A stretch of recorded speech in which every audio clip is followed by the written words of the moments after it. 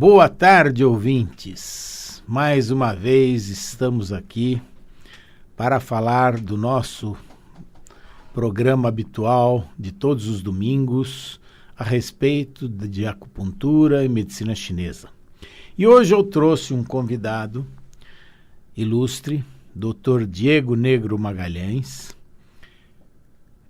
Trabalha com dermatologia, médico que trabalha com dermatologia e preceptor no Instituto da Pele Saudável.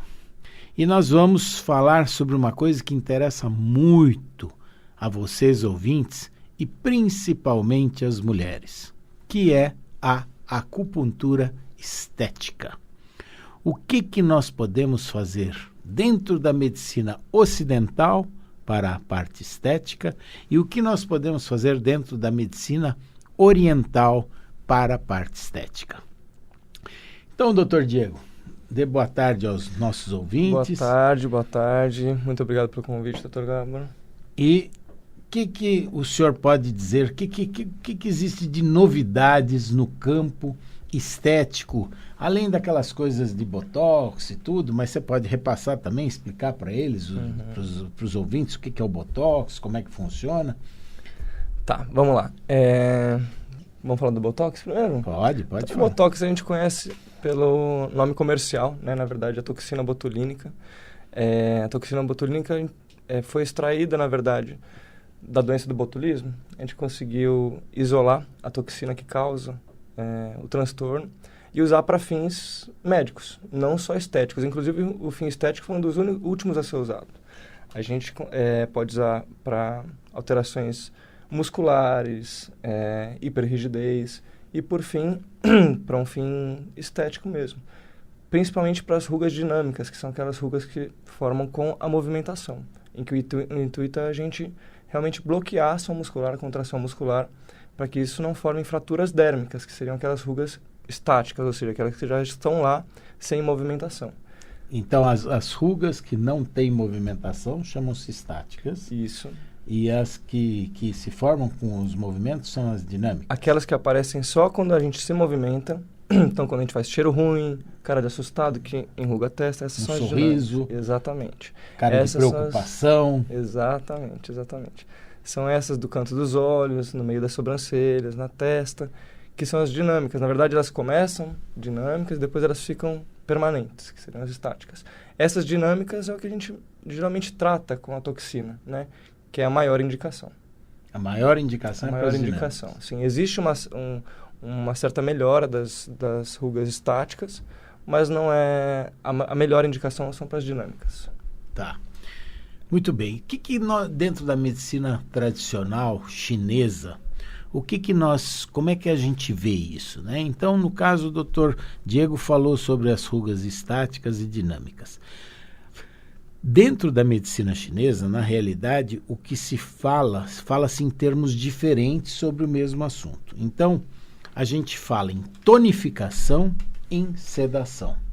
A gente fala o músculo está em plenitude ou o músculo está em vazio. Quando está em vazio, está sem energia. Quando está em plenitude, ele está repleto de energia.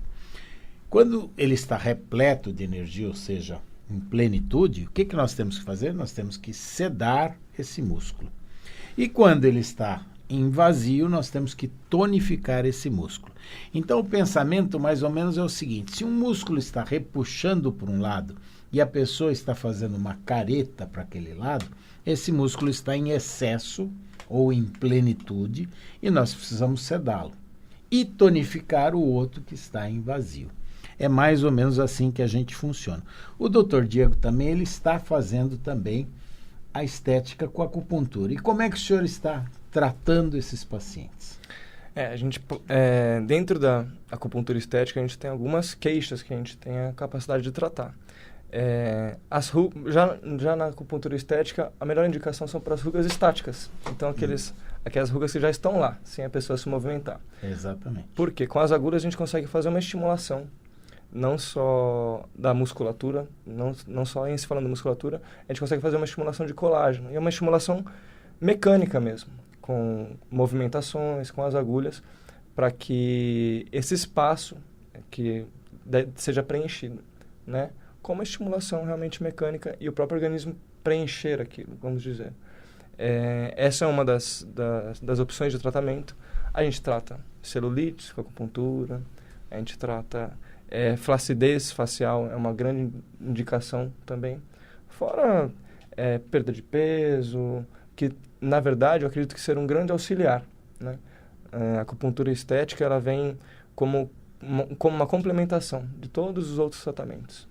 Bom, na realidade, você falou em perda de peso e isso lembra a obesidade, claro. Sim.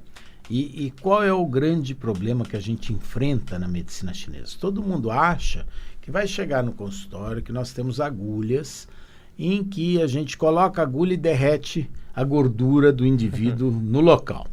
Então, a primeira coisa, quem promete isso é uma falsa promessa. Porque, na realidade, por isso que é importante que vocês procurem sempre médicos que sejam especialistas em acupuntura e não simplesmente pessoas que não sabem o que estão fazendo. Porque a primeira coisa que tem que fazer é diagnosticar o que esse paciente está tendo, por que ele tem obesidade.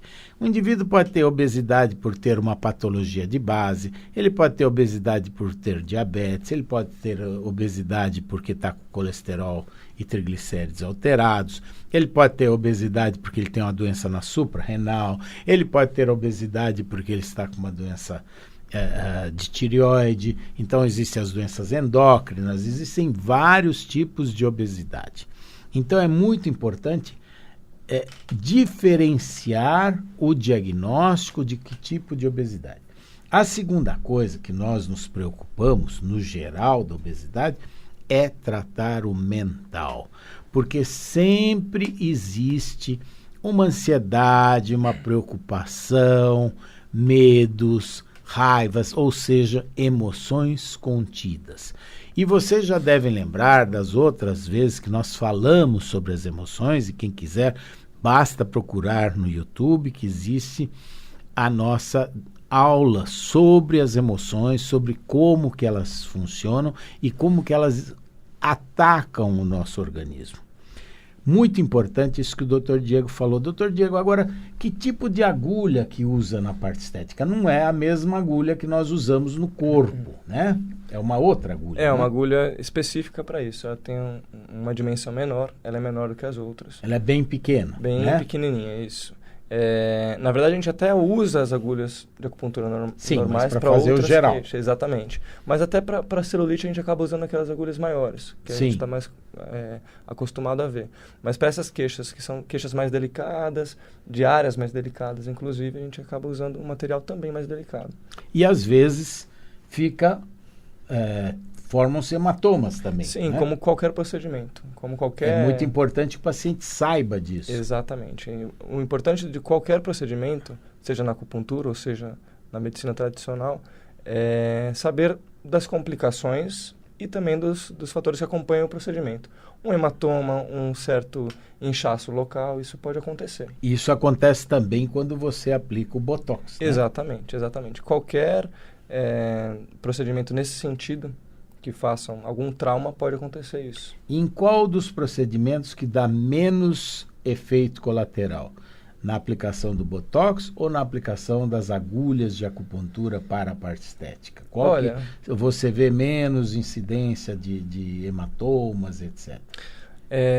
A pontura, nas duas ocasiões, como eu falei, podem gerar hematomas. Eu vejo que, pela prática,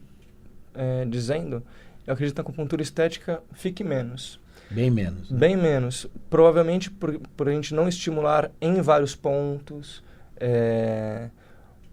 Ser mais localizado. Ser mais localizado, exatamente. As complicações são menores. Acontecem? Acontecem. Podem acontecer também, mas geralmente são menores. Então, quando nós fazemos acupuntura, uma das coisas interessantes também é que conforme a posição que a gente coloque a agulha, nós podemos tonificar ou nós podemos sedar. Se a gente coloca a agulha no sentido do meridiano, nós estaremos tonificando aquele ponto. Se, ao contrário, nós pusermos a agulha no sentido contrário do medicamento, do meridiano, perdão, nós estaremos sedando. Então, assim nós conseguimos direcionar o nosso tratamento do músculo em questão no qual nós estamos querendo agir. E quais os outros tipos em relação aos movimentos que você faça com a agulha? Como é que, explica para o nosso ouvinte como é que nós podemos tonificar e sedar com relação aos movimentos de pistonagem, etc. Sim, sim. Na verdade, assim, dentro da acupuntura estética, ainda estamos falando de acupuntura, então ainda falamos de energia, né? Então, esse estímulo, esse estímulo de tirar energia de onde tem muita e dar energia onde tem pouca energia, também é uma base teórica e também na prática que a gente pode fazer. O estímulo de agitação, giratório, são estímulos que geralmente dão energia ao lugar que a gente quer tratar, né? Acredito que dessa forma a gente consegue acabar tratando dessa forma energética mesmo, porque é importante dizer que não é só mecânica, que a gente acaba tratando energeticamente o corpo. Sim, claro. Que quando a gente faz esses pontos, inclusive esses estímulos mecânicos, a gente tem que fazer pontos também estratégicos para que essa energia flua. E outra coisa, se a gente girar no sentido horário, nós tonificamos também. E se girarmos no sentido anti-horário, nós estaremos sedando. Exatamente, exatamente. O sentido do giro faz a diferença. E é muito importante também a profundidade que penetra essa agulha, né? Sim. Para que haja um estímulo melhor naquele ponto que nós queremos sedar ou tonificar. Por exemplo, no tratamento para celulite, ela tem que ser bem mais profunda, né?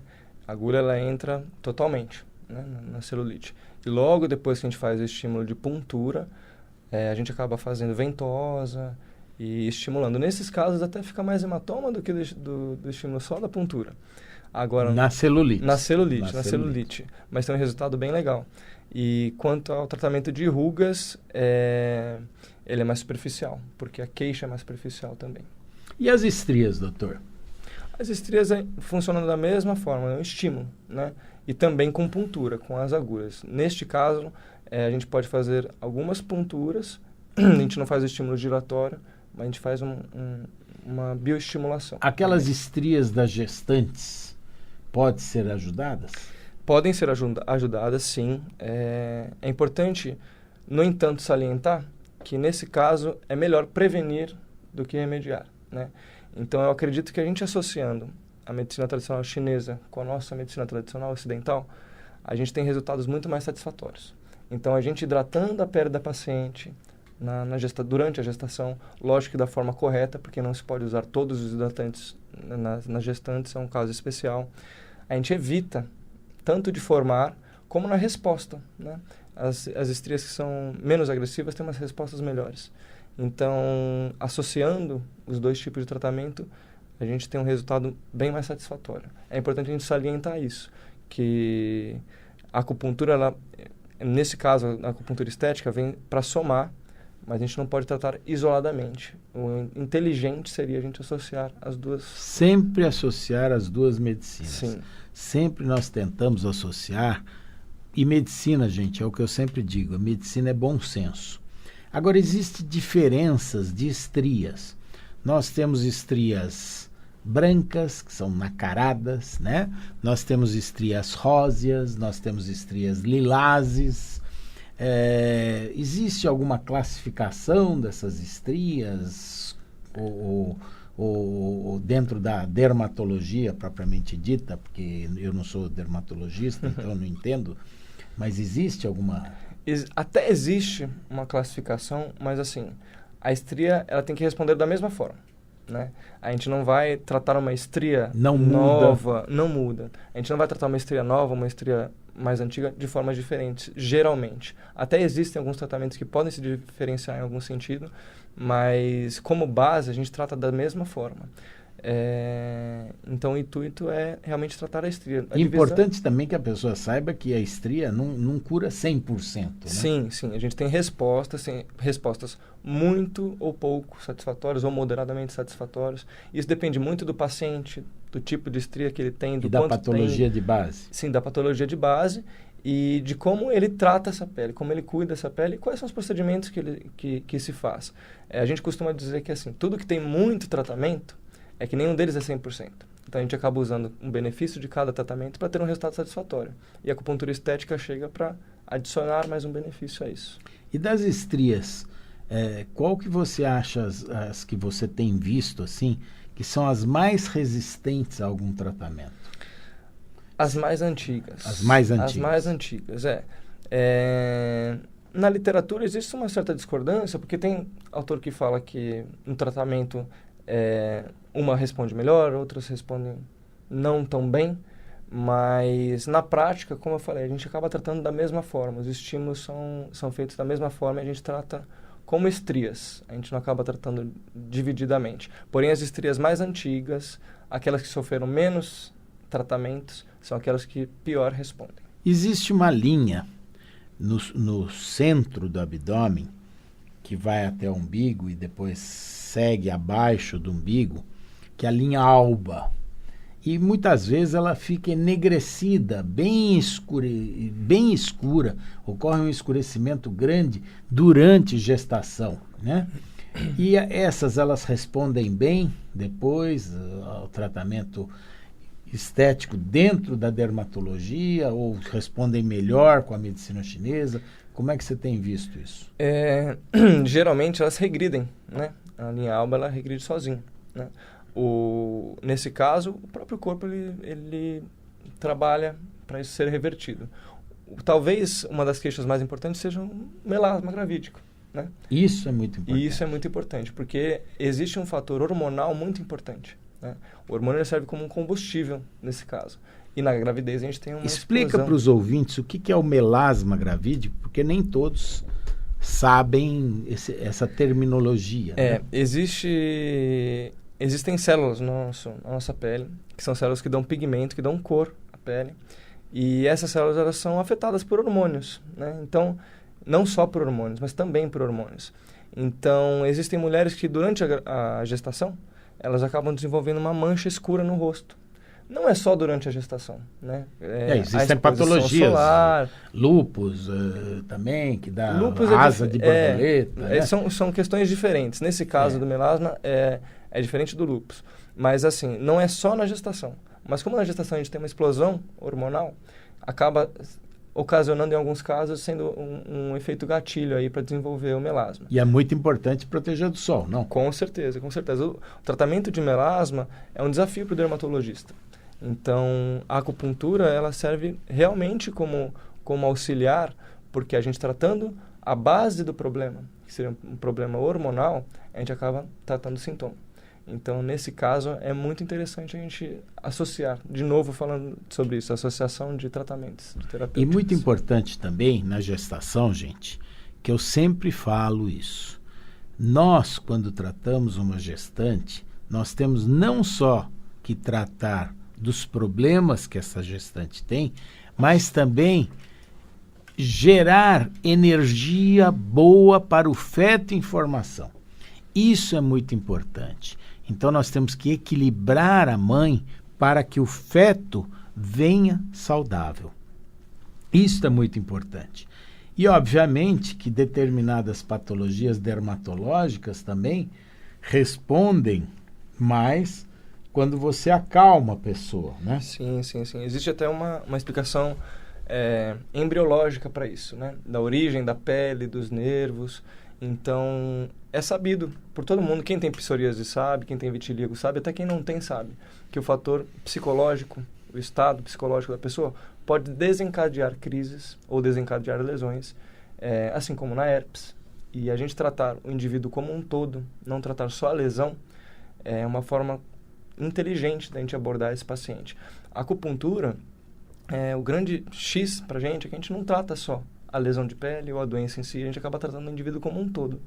E nesse caso, é evidente que a gente, nesse caso, a gente consegue perceber que quando o indivíduo está desequilibrado, ou quando ele fica nervoso da herpes, ou quando ele tem um trauma psicológico, desenvolve alguma lesão de vitiligo, isso é muito comum.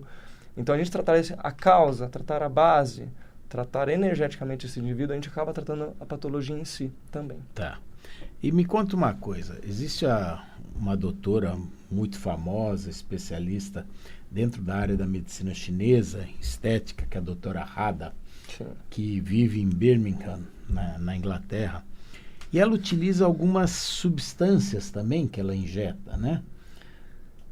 Ela faz uso de algumas substâncias... Que são diferentes das alopáticas. Ela faz uso de substâncias fitoterápicas, bem diferentes.